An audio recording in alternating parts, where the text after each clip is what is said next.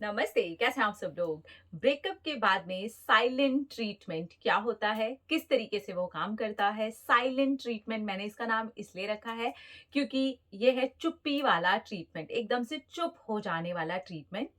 अगर आपका ब्रेकअप हो भी गया है ना, तो चिंता की कोई भी बात नहीं है। आपका रिश्ता किसी भी जगह पर जाकर के क्यों ना टूटा हो, अगर आप साइलेंट ट्रीटमेंट का साथ देते हैं तो आप समझ पाएँगे कि ये कितने अच्छे तरीके से आपके लिए काम करता है और आपका जो ब्रेकअप भी हुआ है ना, वो भी एक अच्छे रिश्ते में बदल सकता है, अगर आप इसको सही तरीके से कर पाएँ तो।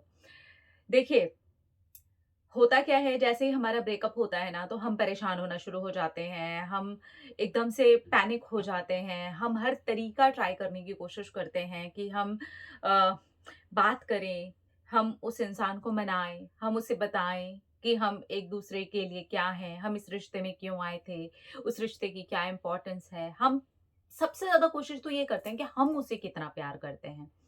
हम ये भूल जाते हैं कि अभी जो समय चल रहा है ना, इस समय पर जब हमें ही समझ नहीं आ रहा है, हम सारे अतरंगे तरीके अपना रहे हैं उस चीज़ को ठीक करने के, तो सामने वाला तो रिश्ता तोड़ने के लिए बैठा हुआ है, उसे सच में समझ आएगा।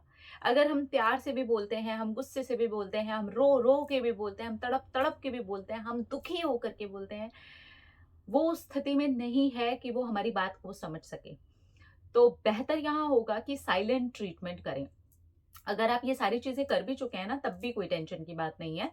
आपने बहुत ट्राई कर लिया है उनको समझाने का, आपने ट्राई कर लिया कि आप कितना ज़्यादा प्यार करते हैं ये दिखाने का, आप रो चुके हैं, आप उनके सामने गिड़गिड़ा चुके हैं, आप भीख माँग चुके हैं, ये सारी चीज़ें कर चुके हैं, तो ये आपकी एनर्जी को कहीं न कहीं बहुत डाउन कर देती है और आप बहुत दुखी हो चुके होते हैं। तो ऐसे समय के बाद क्या करें ना, एकदम से चुप हो जाएँ और अगर ऐसा नहीं है और आपको लग रहा है कि आपका जो रिश्ता है अभी-अभी जस्ट ब्रेकअप हुआ है, तब एकदम से चुप हो जाएँ, एकदम शांत, एकदम शांत। शांति से ना होगा क्या ना, सामने वाले को ना वो वाली चीज़ समझने का मौका मिलेगा कि हम दोनों एक-दूसरे के साथ क्यों थे? क्या था हम दोनों के रिश्ते के बीच में? हम दोनों ने एक-दूसरे के साथ में कितने अच्छे पल बिताए हैं। आप क्या हैं? आप कौन हैं? आपकी अपनी पर्सनैलिटी क्या है? आप कितने पावरफुल, कितने स्ट्रॉन्ग रहे हैं इस रिलेशन में? आपने क्या-क्या दिया है इस रिश्ते में? आपने कितने एफर्ट्स डाले हैं इस रिश्ते में? ये तब उनको साइलेंट ट्रीटमेंट के दौरान सोचने, समझने का, इस चीज़ के ऊपर विचार करने का मौका मिलता है। लेकिन अगर हम बिल्कुल बोलते रहेंगे, बोलते रहेंगे, बोलते रहेंगे, समझाते रहेंगे, कॉल पे कॉल, मैसेज पे मैसेज करते ही रहेंगे ना, तो वो जो उनके समझने का टाइम है ना, वो और आगे खिंच जाएगा। क्योंकि वो जो शांति वाला समय है, जो हम अभी इसी वक़्त से उन्हें दे सकते थे ना, हम खुद ही उसको खींचे जा रहे हैं। हमने खुद ही इतना शोर-शराबा मचा दिया है, सामने वाले के इंसान के दिमाग में ऑलरेडी शोर-शराबा चल रहा है, उसको शांति चाहिए। इसीलिए तो वो कह रहा है ना कि उसको रिश्ता नहीं रखना। वो कह रही है उसको रिश्ता नहीं रखना, क्योंकि कहीं न कहीं वो इरिटेट हो गए हैं या परेशान हो गए हैं या उनके मन में ये वाली बात बन गई है कि हमारा फ्यूचर नहीं है साथ में, या फिर कोई फैमिली इशू आ गया है, या कोई भी रीज़न कोई भी हो सकता है। लेकिन अभी वो भी समझने की हालत में नहीं है, तो उन्होंने सीधा एक ही समझने वाला हल निकाला कि भाई अलग हो जाते हैं। अब आप इस हल में क्या करते हैं, कूद जाते हैं और उनको ये वाली बात बताने की बजाय कि ठीक है, हम इसके ऊपर डिस्कस करते हैं, हम बात करते हैं इसके ऊपर। क्योंकि देखिए, आप यहाँ पर कितनी भी समझदारी से बात कर लीजिए, आप रो के बात कर लीजिए, आप दुखी होके बात कर लीजिए, आप कुछ भी कर लीजिए, आपकी एनर्जी पूरी की पूरी ड्रेन हो चुकी होती है, आप पूरे नेगेटिव हो चुके होते हैं। जैसे ही सामने वाले की तरफ से आपको ये वाली बात पता चलती है कि ये चीज़ खत्म हो रही है, तो आप अगर चुप्पी साधेंगे ना, तो वो जो टाइम होगा ना, उसको बड़ा छोटा कर देंगे आप। उस इंसान को सोचने का मौका देंगे और उसको जो आपको लेकर के इरिटेशन हो गई है, मान लीजिए आप ही से कुछ गलतियाँ हुई हैं, मान लीजिए कुछ ऐसी चीज़ें हो गई हैं कि आपने कर दिया। कई बार हम रिलेशनशिप में कुछ ज़्यादा ही करने की कोशिशें करते हैं ना, तो भी गड़बड़ हो जाती है। बहुत ज़्यादा प्यार, प्यार, प्यार, प्यार भी चिल्लाते हैं ना हम, तब भी गड़बड़ हो जाती है। हम बहुत ज़्यादा ओवर केयर दिखाते हैं ना, ये लड़कियों के केस में सबसे ज़्यादा होता है, तब भी प्रॉब्लम हो जाती है। कुछ-कुछ लड़कों के भी केस में होता है।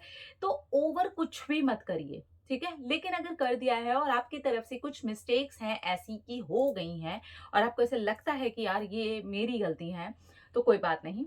वहाँ पर आई एम श्योर आपने ऑलरेडी बहुत बार सॉरी, बहुत सारी चीज़ें, सब कुछ कर ही लिया होगा, लेकिन उसका कोई भी नतीजा नहीं निकला होगा, बल्कि चीज़ें आपने उसको और ख़राब होते ही देखी होंगी। अगर ऐसा नहीं देखा है, आपको लगता है नहीं, नहीं, नहीं, नहीं, मेरे ये हाहाकार मचाने से सब कुछ सही हो गया था, तो मुझे लगता है बढ़िया है, फिर तो वही करो। लेकिन अगर नहीं हुआ है ना सही, तो आप समझ जाओ कि शांति की ज़रूरत है और मुझे चुप होना है यहाँ पे। उस इंसान को मेरी उन चीज़ों के बारे में याद खुद ब खुद आएगा, याद दिलाने से याद आएगी तो क्या याद आएगी यार? उसको समय दीजिए आप और समय दीजिए और उस बीच में आप शांत रहिए। अपनी किन्हीं चीज़ों पर काम करने लग जाइए, अपने ध्यान को भटकाइए, आप कुछ ऐसी चीज़ें करने लग जाइए जो इस रिलेशनशिप में रहते हुए आप थोड़ी-थोड़ी दूरी बना ली थी आपने उन चीज़ों से। आप चाह कर के भी कुछ काम थे जो नहीं कर पा रहे थे। कुछ ऐसी चीज़ें थी जिसमें आप टाइम नहीं दे पा रहे थे। रिलेशनशिप के स्ट्रेस को लेकर के या ब्रेकअप के स्ट्रेस को लेकर के या उस इंसान को मनाने को लेकर के आप पूरा-पूरा दिन कहीं न कहीं उलझे हुए थे। तो वो उलझन वाली स्थिति में से निकलने के लिए कि देखिए कि आप अपने लिए क्या-क्या कर सकते हैं। तो ये शांति और साइलेंट ट्रीटमेंट के समय पर ना आप अपने आप को ट्रीट कीजिए अच्छे तरीके से। हील कीजिए, रिलैक्स होइए और जैसे-जैसे आपके अंदर से एक रिलैक्स वाली एनर्जी निकलने स्टार्ट होगी, आप रिलैक्स होंगे, सामने वाले को भी उसी बीच वो सारी चीज़ें सोचने का मौका मिलेगा और अगर आपने कुछ गलतियाँ कर दी हैं, सामने वाला आपसे इरिटेट हो गया है, तो वो इरिटेशन भी उसका क्योंकि देखिए गुस्सा क्या होता है एकदम ऐसे उबाल आता है ना? धीरे-धीरे, धीरे-धीरे डाउन होगा, सामने वाले को समझ में आएगा कि हाँ यार, ठीक है, कोई बात नहीं, बात करते हैं आराम से। और साइलेंट ट्रीटमेंट से सबसे बड़ा फ़ायदा तो ये हो जाता है, सामने वाले को एक झटके में ऐसा लगता है कि कहाँ है वो? लेकिन जब हम शोर ही मचाते रहते हैं ना, तो उसको पता है कि यहाँ है वो। अब भी आए होंगे इतने लंबे-लंबे पैराग्राफ वाले मैसेजेस। पूरी नॉवल लिखी जा सकती है ऐसे मैसेजेस आए होंगे। तो हम उनको ये महसूस करने का मौका ही नहीं दे रहे होते हैं और कई बार तो ये टाइम इतना लंबा हम कर देते हैं कि सामने वाला इरिटेट हो के हम पर पूरी तरीके से गिव अप कर देता है। अब कोई भी अच्छाई नज़र आती ही नहीं उसे हम में। क्योंकि हम उसको बताए जा रहे हैं, बताने से क्या होने वाला है? कुछ नहीं होने वाला। उसको जो समझना है वो वही समझेगा। उसको जो समझना है वो वही समझेगी। सो बजाए इसके आप रिलैक्स हो, पीछे हो। मुझे पता है ये पेनफुल टाइम होता है, मुझे पता है इसमें दर्द हो रहा होता है। मुझे सब समझ में आता है कि हाँ, इस वक़्त कंडीशन बहुत खराब होती है। लेकिन खराब कंडीशन में ही तो हीलिंग की ज़रूरत होती है। खराब कंडीशन में ही तो चुपचाप उस समय को निकल जाने देने की ज़रूरत होती है। खराब कंडीशन में अगर हम भी खराब, तुम भी खराब, तो सब खराब होने ही वाला है। तो बेहतर ये होगा, ठीक है यार, खराब है कंडीशन, यही एक समय होता है जो हमें मजबूत भी बनाता है इमोशनली। लेकिन हम इमोशनली अगर वीक होते रहेंगे, तो हम कभी भी उस रिश्ते को स्ट्रॉन्ग हो करके वापस आता हुआ नहीं देख पाएँगे। तो अगर आपके रिलेशनशिप में वो दौर से आप गुज़र रहे हैं, जिसे ब्रेकअप बोलते हैं या गुज़र चुके हैं और ये मिस्टेक्स और ये सारी चीज़ें आप ऑलरेडी भी कर चुके हैं। गलती आपकी हो या सामने वाला किसी भी रीज़न से ब्रेकअप कर रहा हो या कुछ भी हो, उसके बाद आप मना चुके हैं, आप सॉरी बोल चुके हैं, आप गिड़गिड़ा चुके हैं, आपने सारे पैतरे आज़मा लिए, लेकिन कोई हल नहीं निकला है, तो साइलेंट हो जाएँ। ज़्यादातर लोग साइलेंट पता कब होते हैं? जब सामने वाला कहता है बस! तो हम कहते हैं हाँ, अब हम चुप हो गए। मेरे पास बहुत सारे इस तरीके के कमेंट्स आते हैं।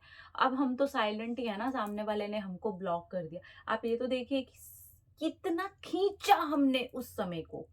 दर्द हो रहा था तो वो चुप हो करके, शांत हो करके, अकेले में एक बार उस चीज़ को समझते हुए हमें अपने आप को सँभालना बहुत ज़रूरी है और यही बताता है कि आप कितने मैच्योर हैं। यही बताता है कि आप कितने स्टेबल हैं। यही बताता है कि आप इमोशनली कितने स्ट्रॉन्ग हैं। यही बताता है कि आप आगे जाकर के उसी रिश्ते को कितना स्ट्रॉन्ग लेकर के जा सकते हैं। लेकिन अगर आप उस इंसान को उस कंडीशन तक खींचते हैं जब तक सामने वाले को लगता है खत्म तो खत्म, तो फिर ये दिक्कत आपके लिए भी हो जाती है क्योंकि एक टाइम के बाद फिर आपको भी लगता है यार इस लेवल तक बात पहुंच गई है, अब तो खत्म। अगर इस लेवल तक भी पहुंच गया ना, तब भी आप साइलेंट ट्रीटमेंट का सहारा ले सकते हैं। जब इस लेवल तक बात पहुंच गई है, तब साइलेंट ट्रीटमेंट हो सकता है कि थोड़ा ज़्यादा टाइम ले ले, क्योंकि आपने खुद ने ही रेजिस्टेंस कुछ ज़्यादा ही क्रिएट कर दिया होता है, तब भी वो चीज़ें आपके लिए काम करती हैं, आपके फ़ेवर में वो काम करती ही हैं। जितना जल्दी हो सके ब्रेकअप के बाद ना साइलेंट ट्रीटमेंट पर आ जाना चाहिए। अगर आपकी गलती है तो मैं यहाँ कहूँगी कि सॉरी बोल के, हर चीज़ के लिए उनको क्लियर करके कि भाई ये गलती हुई है मुझसे, मुझे भी समझ में आ रहा है, और बस उसके बाद साइलेंट हो जाएँ। सामने वाले को पूरा-पूरा समझने का मौका दें। आप देखेंगे कि सामने वाला उस चीज़ को समझेगा, सामने वाली उस चीज़ को समझेगी, और उनको एहसास होगा कि आपका क्या रोल रहा है इस रिश्ते में, आप क्या रहे हैं। बहुत बार सब कुछ दे देने से रिश्ता नहीं चलता है। ये लड़कियों की एक बहुत गलत धारणा है, लड़कों की भी हो सकती है। हमने सब किया, जिसको जाना होता है ना, वो चला ही जाता है। मतलब हम कहाँ से लाते हैं ये डायलॉग्स? हम ये भी तो बोल सकते हैं ना, हमने चूज़ सही बंदा किया, हमने चूज़ सही बंदी की। हम उस रिश्ते के अंदर बहुत अच्छे तरीके से रहे, और अगर हमारे रिश्ते के अंदर कुछ अप्स एंड डाउन्स आ भी रहे हैं ना, तो भी मैंने उसको बहुत अच्छे तरीके से हैंडल कर लिया। इसका मतलब मैं एक मैच्योर कैटेगरी में आती हूँ, मैं एक इमोशनली स्टेबल कैटेगरी में आती हूँ, क्योंकि मुझे पता है। तो जब आपको ये पता होता है और आप इस तरीके से शो भी करते हो, आप इस तरीके के होते भी हो, नकली नहीं, इस तरीके के होते भी हो, तो सामने वाला आपको छोड़ नहीं पाता, क्योंकि इस तरीके की इस कैटेगरी में रहने वाले लोग बहुत कम हैं, रेशियो बहुत कम है। ये रोने वाले, ये परेशान होने वाले, ये दुखी होने वाले, ये पीछे-पीछे भागते रहने वाले, भीख माँगने वाले, दुखी होने वाले, इमोशनली डाउन होने वाले भरे हुए हैं। तो वो चीज़ दिखाइए जहाँ से वो इंसान ये सोचे कि वाओ! वो पर्सन था मेरी लाइफ में, वो पर्सन थी मेरी लाइफ में, वैसा कोई नहीं हो सकता।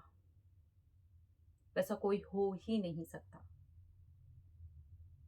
हम 2-4 चीज़ों को उँगली पर गिन के बैठे हुए हैं। लॉयल्टी और टाइम देना, और ये सारी चीज़ें 4-5 चीज़ें हैं।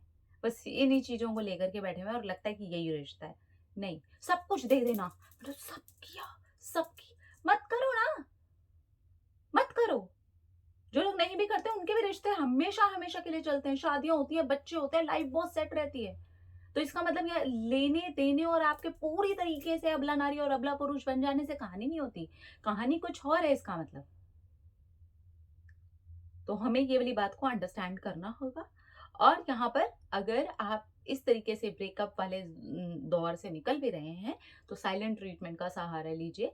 आप देखेंगे कि कुछ टाइम के बाद ही सामने वाले इंसान को समझ में आएगा, सामने वाले को आपकी याद आएगी, और सामने वाला आपकी ही लाइफ में वापस भी आएगा। अपना रखिए ख्याल, अपने आप से कीजिए ढेर सारा प्यार, ताकि आप अट्रैक्ट करिए ढेर सारा प्यार। Love you. टाटा।